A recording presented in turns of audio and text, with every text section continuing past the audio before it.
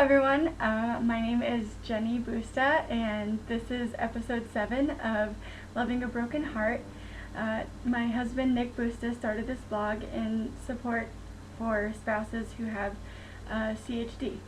So I wanted to do this video kind of on my own at first. We'll have Nick a little later, but I wanted to share my story of having hypoplastic left heart syndrome. So my story begins when my mom, she was about 7 months pregnant with me, and she was at a regular OB appointment just to check to see if everything was okay, and the OB heard an irregular heartbeat and said, well, it's probably nothing, but then he sent my mom to UCLA to make sure it was nothing, and so my mom, she went to UCLA, and there's my cat in the episode. Hi to that. She ended up going to UCLA, where I was diagnosed with hypoplastic left heart syndrome, and so then it was really good that I was diagnosed ahead of time so that the doctors could plan and everything what to do. At the time, hypoplastic left heart syndrome wasn't in the medical books yet. There wasn't very much hope, any information on if there were any survivors of my condition.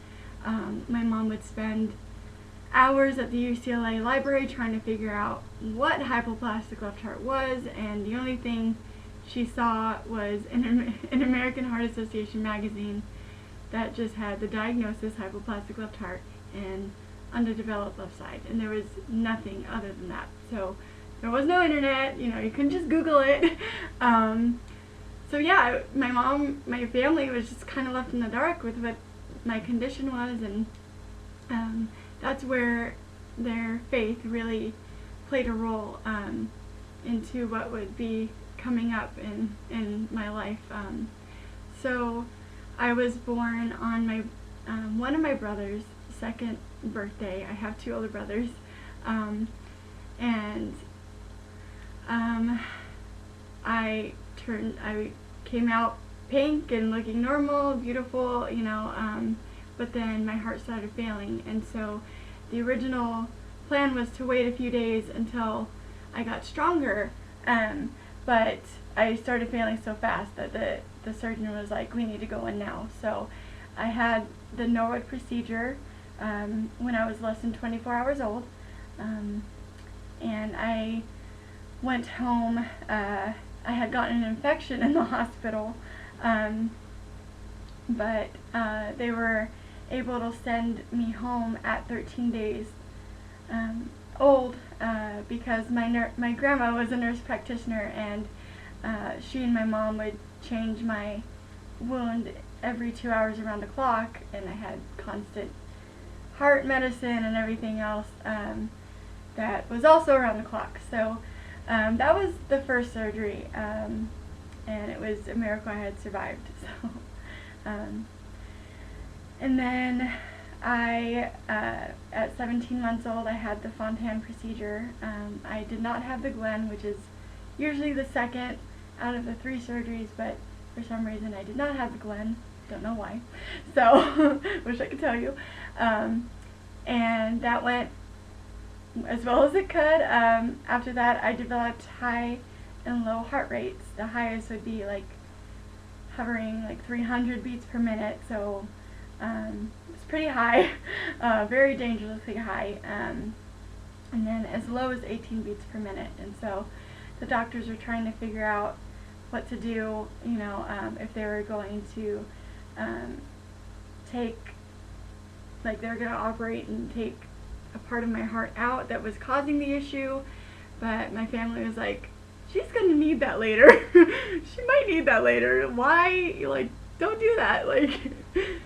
She only has half a heart to begin with, so why take more out of her heart than what she already has? So the doctors then came together again, met again, and said, well, we've never really done it before on a child, but we could try pacemaker and see how that works.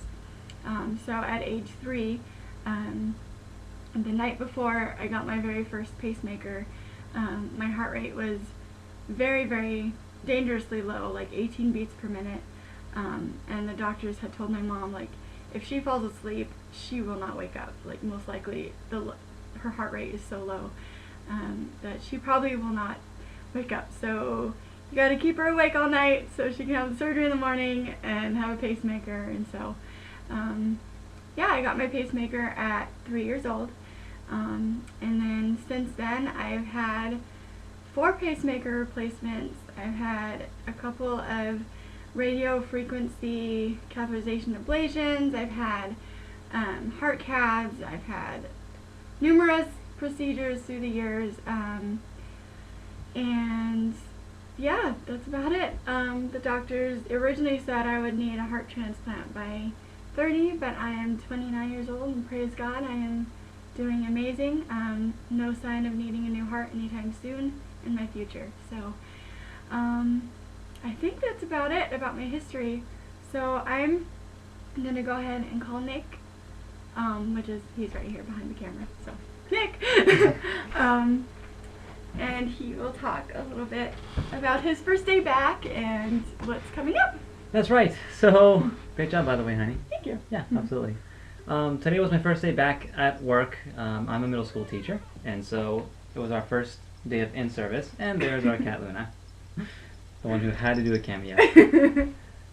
And so, yeah, I was away from Jenny for a while, and yeah, I'll be away, but don't worry, we'll still make time to do the videos, to keep you guys updated on what's going on, to answer any questions you may have, and also to ask questions. So hopefully those of you with experience will be able to chime in, let us know where you're coming from in your relationships and in your marriages.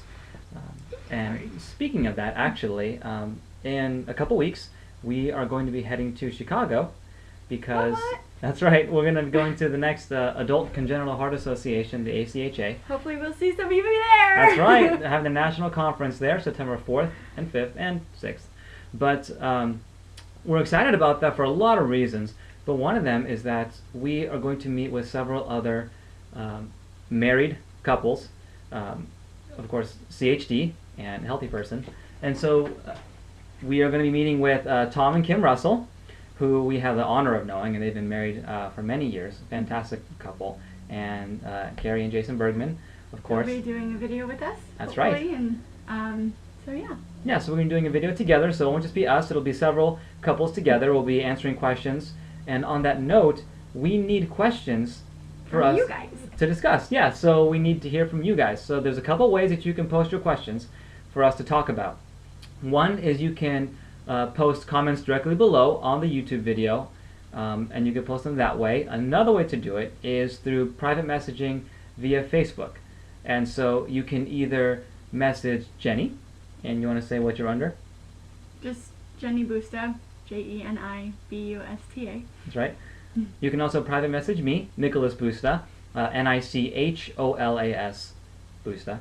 And on that note, of course, you don't have to be friends on Facebook to do that. You can just, look us up and see us that way.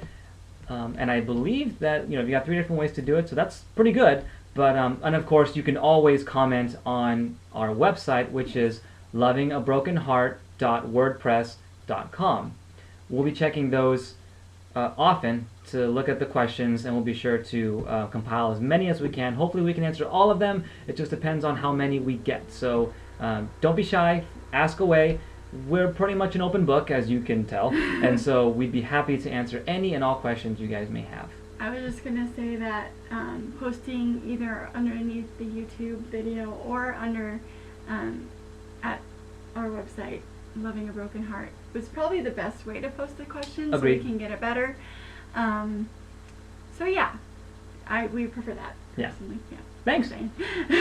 So we'll go ahead and wrap it up because we can see we're just under 10 minutes, so let's see if we can keep it under 10. So yeah, thanks again for watching. Thank you, honey, for doing that. You're welcome. We're excited for the ACHA conference. Woo! Chicago, here we come. That's right. Have a great one, guys. See you guys later. Bye-bye. Bye.